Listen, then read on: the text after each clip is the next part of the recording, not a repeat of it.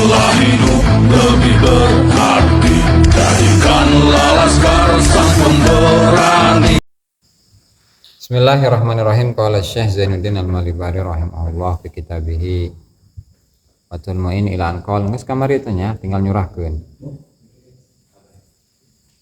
Walau kanatin najasatu jamidatan, seandainya kalau najisnya itu jamid, keras, berbentuk berupa benda gitulah, bukan berarti keras-keras doang batu gitu ente.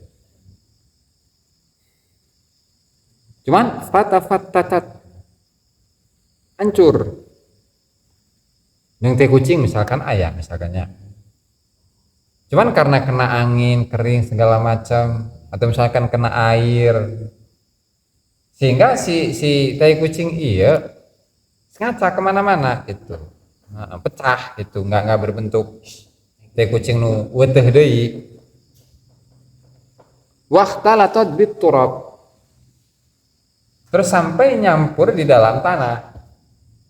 Ini kan ceritanya kemarin itu tanah yang kena air kencing. Nah sekarang kalau tanahnya itu kena teh kucing misalkan pasir, terus akhirnya kecampur si teh kucing iya nentang berbentuk doang aslina, terus ngacak akhirnya nyampur, kehujanan misalkan nyampur kan jeung tanah.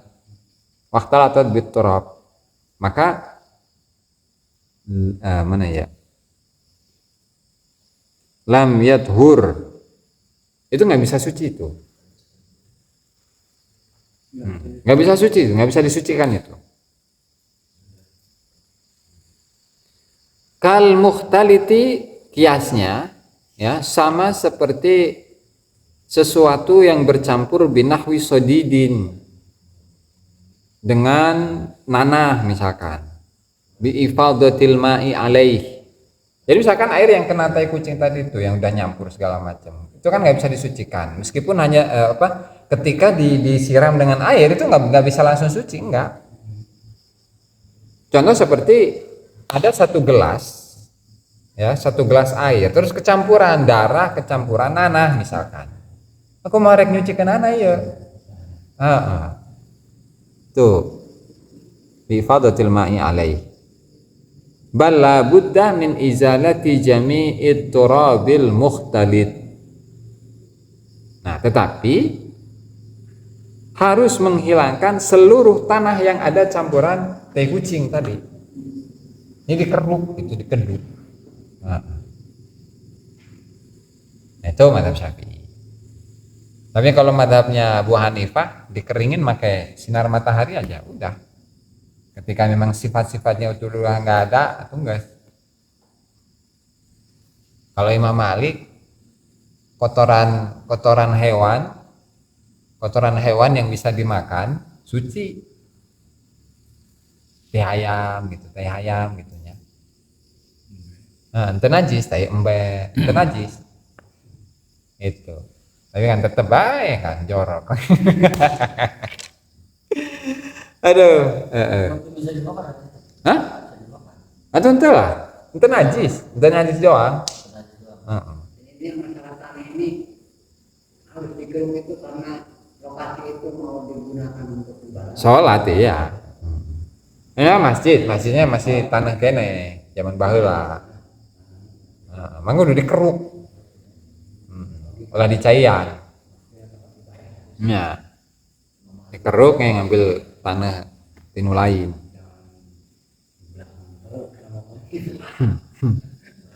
Aduh. Oke. Wa aftalan aweh fatwa sapa ba'duhum sebagian ulama fi mushafin ing dalam siji mushaf tanajasa kang dadi najis apa mushaf bi ghairi ma'fuwin anhu, kelawan najis kang ora den ma'fu anhu saking najis, bi wujubi ghuslihi, kelawan wajib basuh mushaf, wa in adalan senajan nyebabaken apa ghusl ila talafihi maring rusake mushaf, wa in kana lan senajan ono apa mushaf iku liyati menyebut tetep kedua anak yatim. Qala ngucap sapa syekhuna guru kita Ibnu Hajar Al-Haytami. Wa yata'ayyanu lan dadi ain apa farduhu apa kefarduan basuh mushaf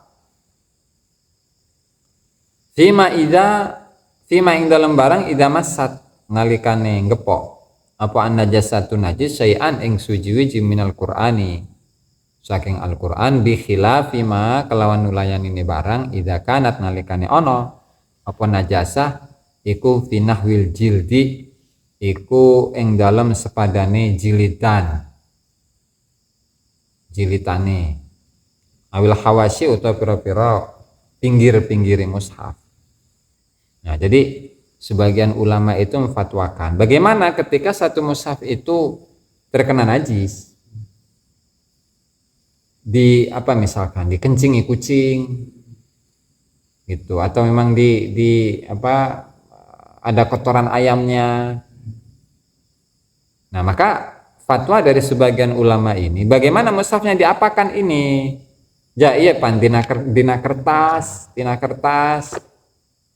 kurang dibasuh cuci. Nah, cek sebagian ulama ya memfatwakan bahwasanya biwujubi ghuslihi wajib untuk dicuci. Siram pakai air maksudnya ya.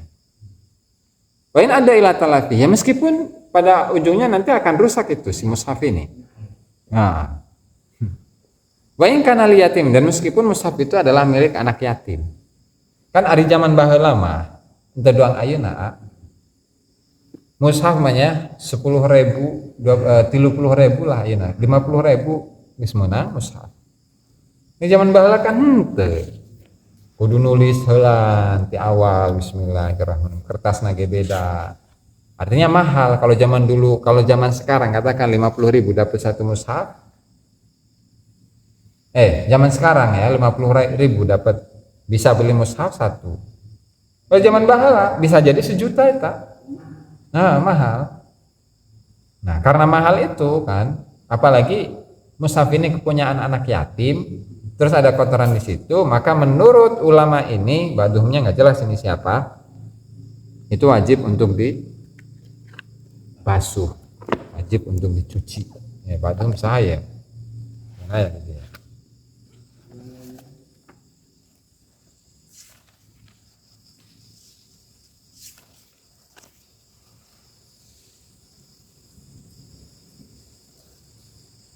Jadi itu koyed ke anak yatim itu karena harga ya?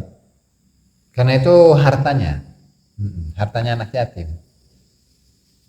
Jadi seolah-olah ketika si mushaf ini apa namanya kan kalau dijual ada hargaan tuh berarti kan harta anak yatim. Sementara harta anak yatim kan punya perlakuan khusus.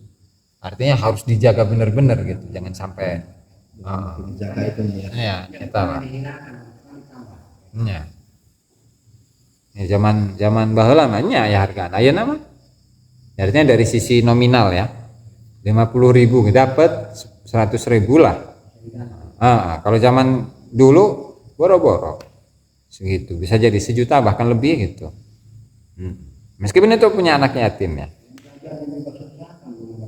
Nah itu lah. Maka kalau kayak gitu tuh mending ini daripada rusak itu mushafnya. Atau pakai madhabnya Abu Hanifah jemur guys.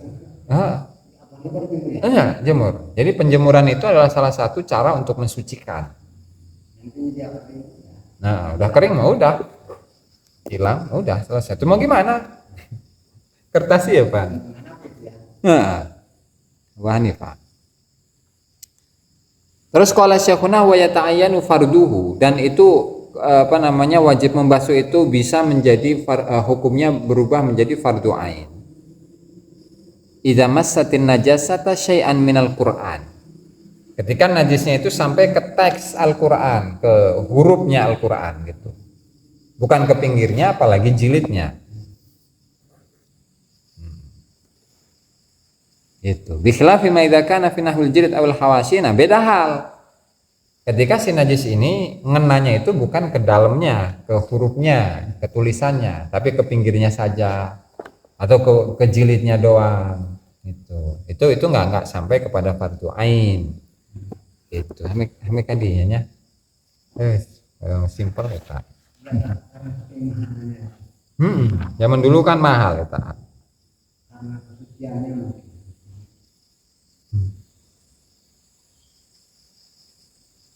Mana tadi?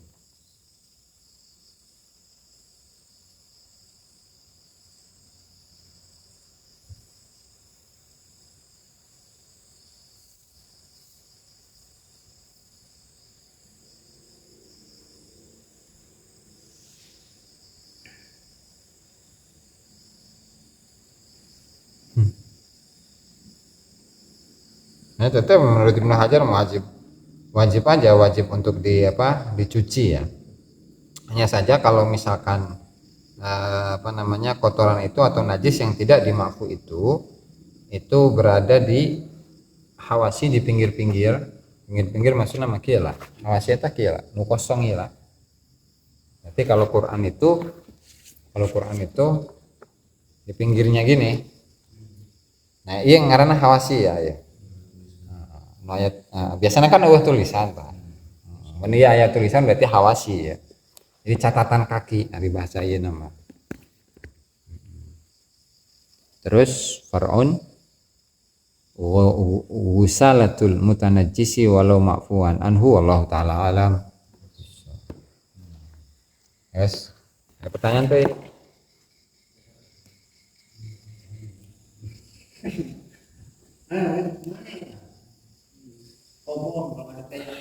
Allah maaf. Memang bisa itu kalau kita kan imamnya Imam Syafi'i ya. Mayoritas jenazah kan termasuk Imam Syafi'i. Terus kalau misalkan kayak tadi tuh dijemur Imam Hanafi, nggak apa-apa itu. Itu nggak apa-apa, pokok nanya ke kiai yang tahu aja. Nggak kudu nyaho eta dalilna ti mana. Pokok misalkan siapa Kang Iip tadi tuh dalam cara penyucian tuh kayak gini. Cek Imam Anu gitu misalkan. Jadi Kang Iip teu kudu nyaho eta dalilna kumaha yeuna kumaha kudu pindah. Pokok nanya ke kiai yang tahu persoalan ini. Geus cek manehna boleh atau boleh enggak selesai. Jadi ulah dijieun pusing-pusing itu mah. Jadi nu ngejieun pusing urang sorangan. Seringna mah kitu lah. Pindah madhab segala macam teh ya alah. Ulah nanya-nanya madhab, nanya wis lieur. Sekiai teh kitu, Enggak. Ulah nanya ieu madhab mana, Gitu. Jadi seringnya kayak gitu Kang Ib. Soalnya untuk zaman sekarang megang satu madhab repot kemana-mana itu. Ayo masalah riba ya, bang, ada kumaha. Yang empat itu tetap menyatu. Jadi bisa pakai itu gitu.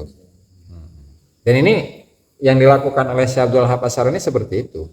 Jadi nggak harus konsisten terus menerus di madhab Syafi'i enggak. Tapi gimana kondisi lah, Jadi nggak memaksakan Ya. itu kan. Saru. Baik kondisi ya. Wallahul muwaffiq ila aqwamit thoriq. Assalamualaikum warahmatullahi wabarakatuh.